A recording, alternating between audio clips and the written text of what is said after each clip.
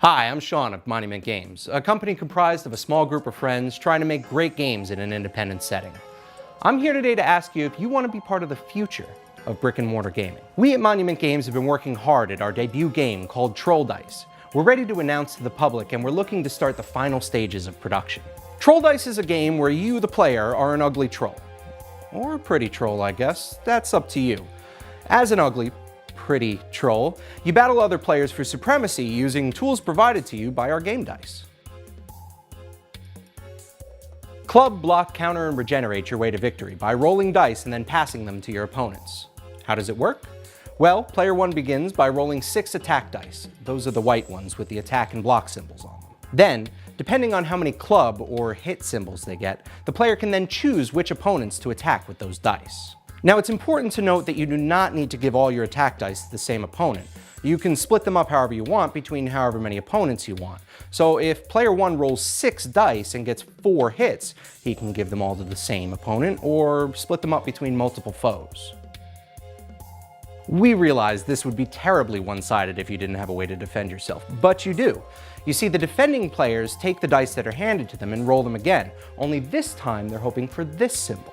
When an attacker rolls a shield or block symbol, then that attack dice is blocked and they take no damage. But if they have any dice that are not showing the block symbol, then they must take a hit for each of those dice. So player 2 has received 3 attack dice, which he has to defend against. He rolls a block, a blank, and a club, meaning he successfully defended one of those attacks and has to take 2 damage. Let's fast forward a few turns so we can explain the rest of the dice. Okay. So player 2 is down to only 3 of his 6 original hit points, and it's his turn to attack. First, he grabs 3 red dice to represent the 3 wounds he currently has. One of the nice things about being a troll is you regenerate, which is what this symbol on the red die means. When an attacker rolls red dice and he gets one of these symbols, he immediately heals a hit point. So player 2 takes his 3 red wound dice and then grabs a combination of white and green dice to make 6. Green dice have a better chance of healing the player than red dice do. They even have a double regeneration symbol which heals 2 hit points when rolled. The drawback is that they have no attack symbol on them, so they have no chance of hurting your opponent.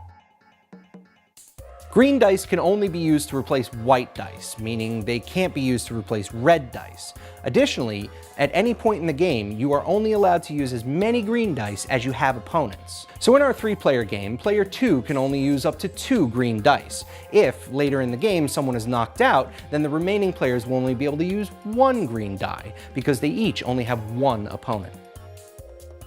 So player 2 rolls his dice and his results are 3 hits and 3 heals, which means he's back up to max hit points.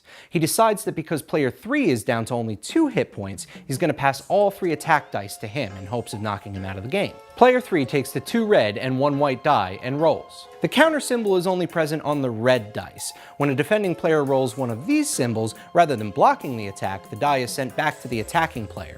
This continues back and forth until someone doesn't roll the counter symbol and instead takes damage for the die. Player 3 rolls a block, a counter, and a regen, effectively a blank. He discards the block and passes the counter die back to player 2, who rolls a blank and takes a hit. So after that exchange, player 2 has healed fully back to 6 hit points, only to be knocked down to 5 again. Player 3, on the other hand, takes only 1 damage and lives to fight on. And that's the game. Well, most of it anyway. You may have noticed this symbol pop up on some of the dice throughout the video. That's the blood surge symbol, but you'll have to become a backer to find out what that's all about. Which brings me back to why we're here. As I mentioned earlier, Monument Games is a small group of friends who are passionate about games and want to make games that everyone can enjoy. In order to do that, we're trying to raise $15,000 to begin production on Troll Dice.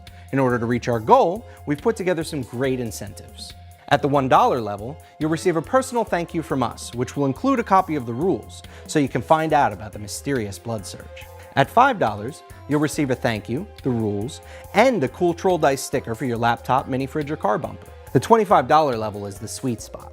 That'll get you the previous levels as well as a copy of the game when it ships. Spend $50 and you'll get the thank you, the rules, the sticker, a copy of the game, and a cool Troll Dice t-shirt that you can wear to your next gaming session. $75 will add an extra copy of the game to the previous backer level, so you can give it to a friend or have an extra copy for those large get-togethers. If you spend $200, not only will you have our eternal gratitude, but you'll also get 2 copies of Troll Dice, 2 stickers, 2 cool t-shirts, and a special thank you in our printed rulebook. Our $1,000 backer level is for the Troll Aficionado. Not only will you get everything from the previous backer level, including the special thank you in the rulebook, we're going to throw in an extra copy of the game, sticker, and t-shirt, and include your trollified likeness in the final printed rulebook.